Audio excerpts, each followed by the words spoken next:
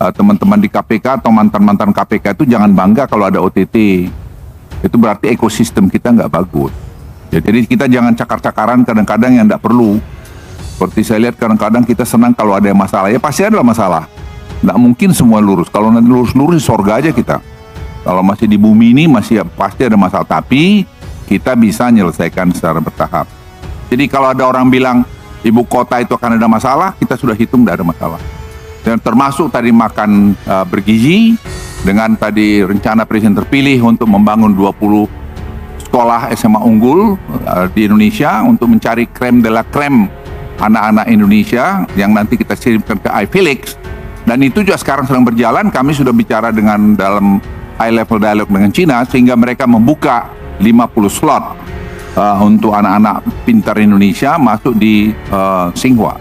Tadi malam kita juga berkoordinasi dengan tim dari Pak Prabowo untuk ini jadi jangan buang waktu sehingga nanti beliau dilantik ini sudah semua jalan. Saya kira itu akan membawa Indonesia lebih bagus. Kalau timnya nanti saya tetap usul pada Pak Prabowo cari anak-anak muda dan kemudian ego-ego partai juga perlu dikurangin supaya ini kita jalan. Karena kalau partai itu saran saya sedikit, cari aja anak-anak muda juga yang untuk masuk nanti membantu pemerintahan yang akan datang. Nah mengenai keadaan ekonomi kita, menurut saya kita memiliki keadaan ekonomi yang bagus. Saya kira nanti pemerintahan yang baru itu akan melihat bahwa government debt kita masih sangat terkendali, 36% dari GDP kita. Kemudian juga mengenai performance stock kita juga masih oke. Exchange rate kita juga di samping pressure gitu masih juga cukup bagus di antara negara-negara ASEAN ini. Nah kalau kita lihat juga mengenai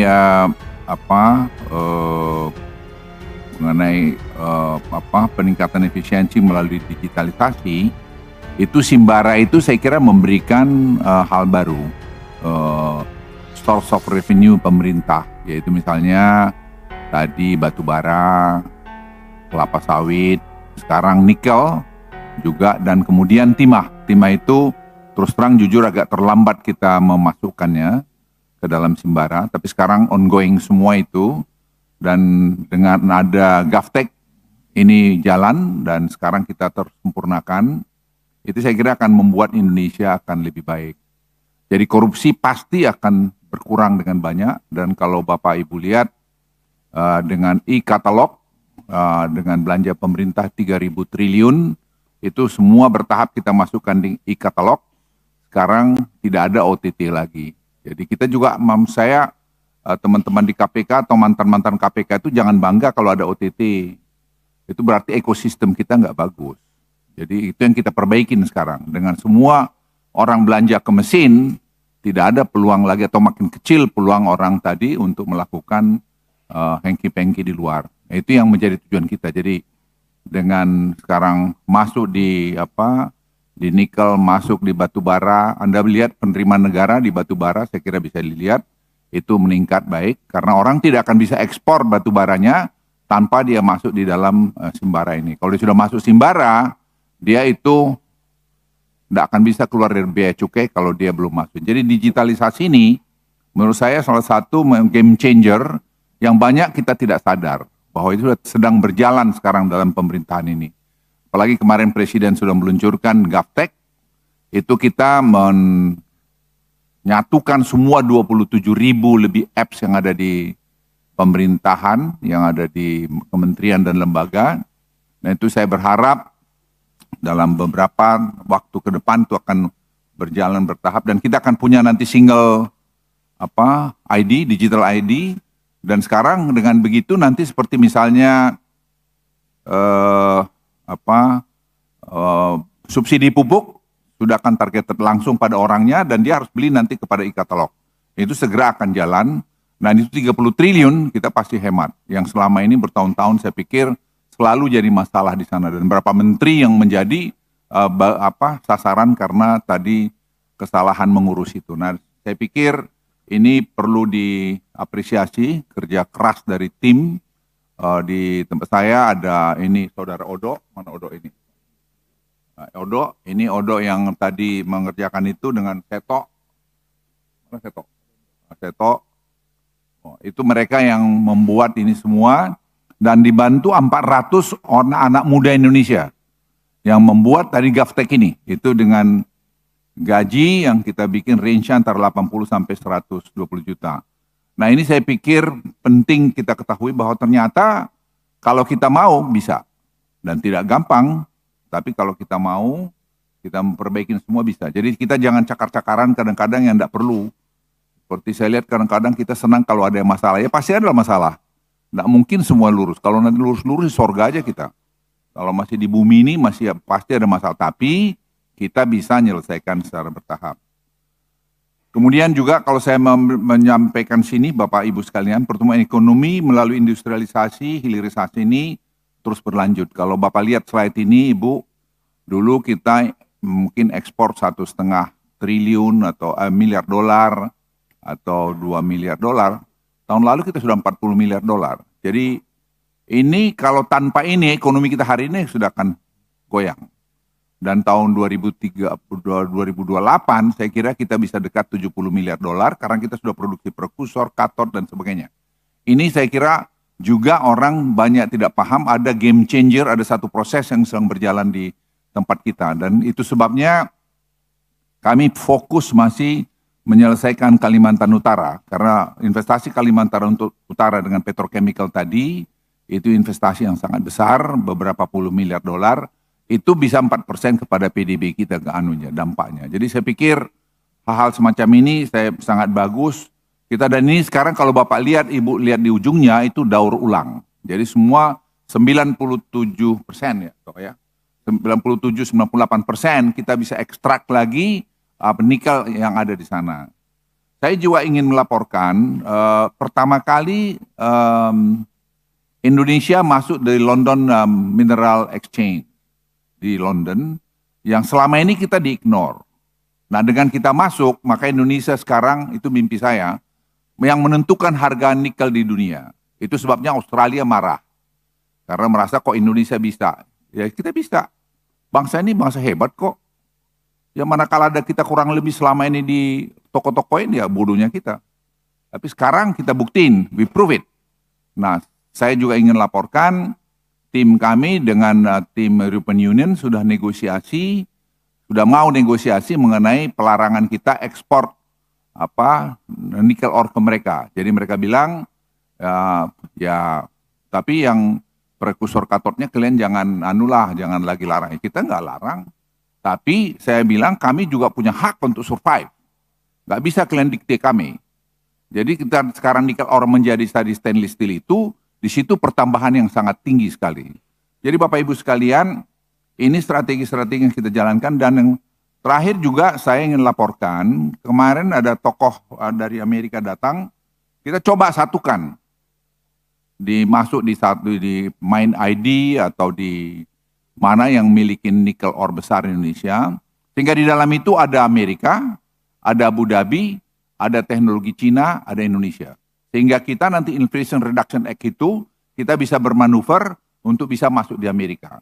Kalau ini masuk, saya beritahu sama dia, dan Seto juga kemarin bicara ke National Security Council di Amerika, ya kalian akan menghemat subsidi kalian hampir 30 miliar dolar. Unless 30 billion dollar is nothing for you, but for us a big money. Dia bilang enggak, dan kau tidak akan bisa memenuhi 11 kali keinginan kalian untuk membuat jumlah EV di Amerika tanpa Indonesia.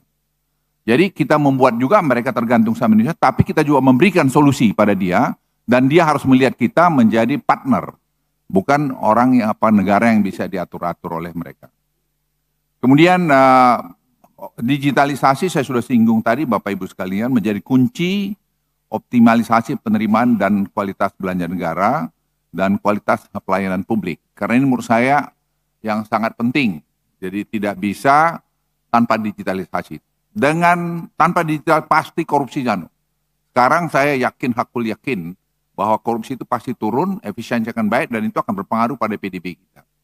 Jadi Bapak Ibu sekalian, modeling yang dibuat teman-teman anak-anak muda di kantor saya, dengan budget defisit 2,5% roughly, itu mereka bisa dapat, pemerintahan yang akan datang itu dapat bisa dia 600 triliun ekstra atau lebih kurang untuk sehingga pembangunan tadi jalan tol Sumatera itu akan tetap bisa dilakukan, kemudian ibu kota baru nggak ada masalah, terus kemudian berbagai proyek-proyek lain itu tidak ada masalah. Jadi kalau ada orang bilang ibu kota itu akan ada masalah, kita sudah hitung tidak ada masalah. Dan termasuk tadi makan bergizi, dengan tadi rencana Presiden terpilih untuk membangun 20 sekolah SMA unggul di Indonesia untuk mencari krem de la krem anak-anak Indonesia yang nanti kita kirimkan ke iFelix. Dan itu juga sekarang sedang berjalan, kami sudah bicara dengan dalam high level dialog dengan Cina, sehingga mereka membuka 50 slot untuk anak-anak pintar Indonesia masuk di Tsinghua. Saya ke Cina minggu depan, satu tadi untuk menindaklanjuti kerjasama. Kalau itu terjadi, Tsinghua itu adalah nomor 1 universitas terbaik di Asia, dan dalam bidang AI, dalam bidang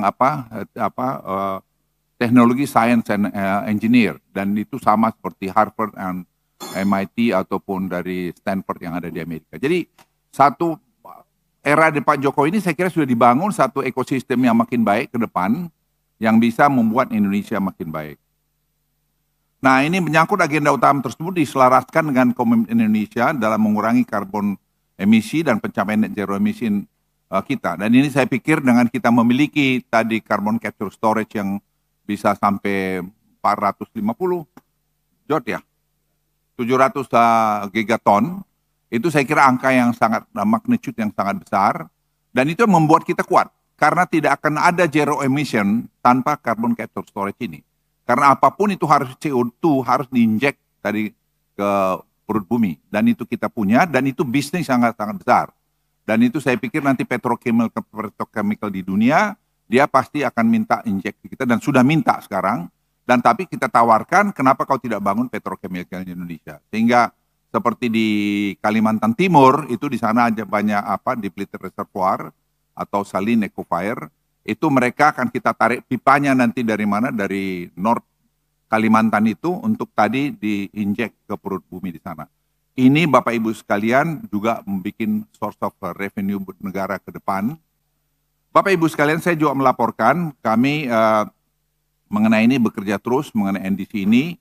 Sekarang kita usulkan untuk pembentukan badan ini. Tadi malam kita juga berkoordinasi dengan tim dari Pak Prabowo untuk ini jadi jangan buang waktu sehingga nanti beliau dilantik, ini sudah semua jalan. Saya kira itu akan membawa Indonesia lebih bagus, dan saya pikir dari timnya malah tadi malam saya teknis sudah mereka sangat anak muda, saya lihat sudah segera akan maju ke depan. Kemudian saya juga masuk Bapak Ibu sekalian menjadi negara pendapatan tinggi, inovasi harus juga ditingkatkan.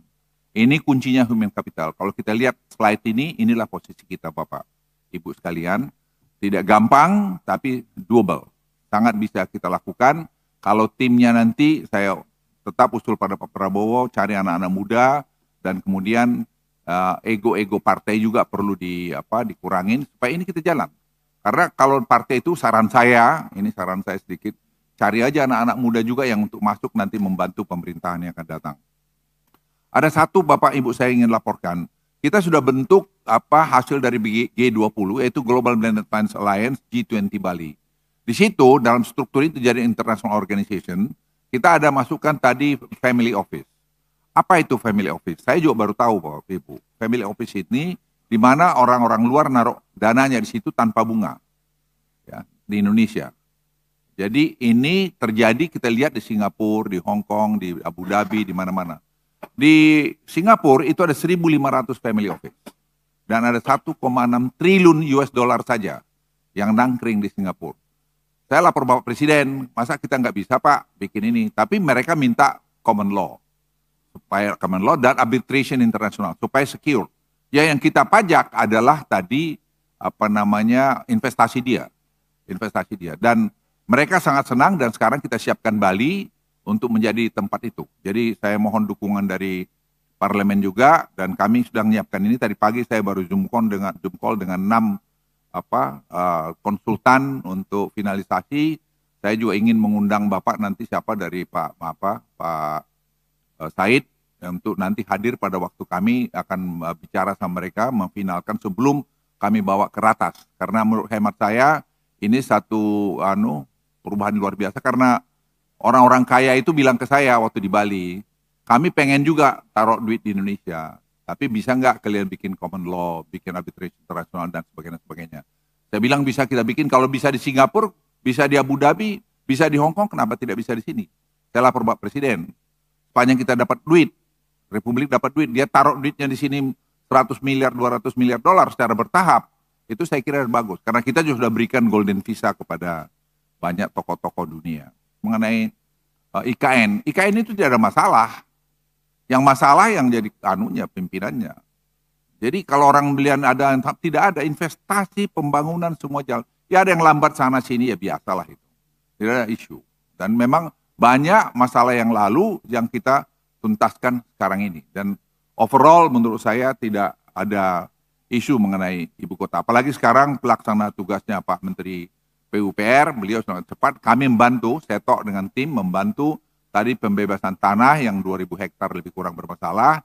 Tapi saya kira dengan Bank Tanah juga kita juga kerjasamakan dan saya melihat ya overall itu akan bisa terselesaikan. Karena semua saya lihat kerja secara terpadu. Kemudian serapan anggaran Kemenko Marves saya kira cukup tinggi, tapi kami ini terus terang Bapak Ketua, ya ini selawen jaluk selamat ya di Menko Marves itu anggarannya sedikit, permintaannya banyak, kerjanya abrak.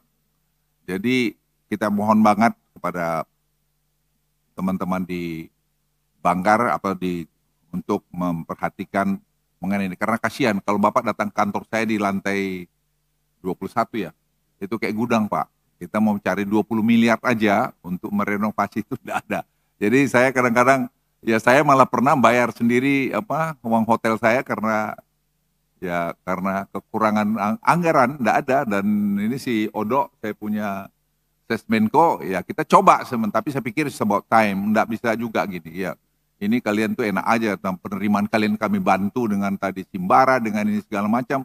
Kalian ngasih 20 miliar susah, gak beres kau, saya bilang gitu ya.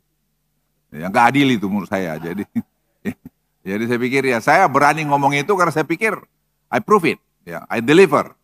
Ya, saya deliver apa yang harus saya dan di beyond dari itu. Dan saya pikir efisiensi yang kami lakukan dengan tadi e-katalog dengan ya orang dulu bangga nangkap. Sekarang tuh berapa ratus triliun yang kita hemat sebenarnya. Tidak jadi korupsi. Itu kan luar biasa, silakan aja siapa mau ngecek. Saya juga pengen juga, saya sekarang tentara mungkin suka nantang-nantang. Kau mau lihat datang, kau lihat sendiri situ barang itu. Ini Odok ini sekarang udah seri 6 Dok ya, kau bikin di katalog.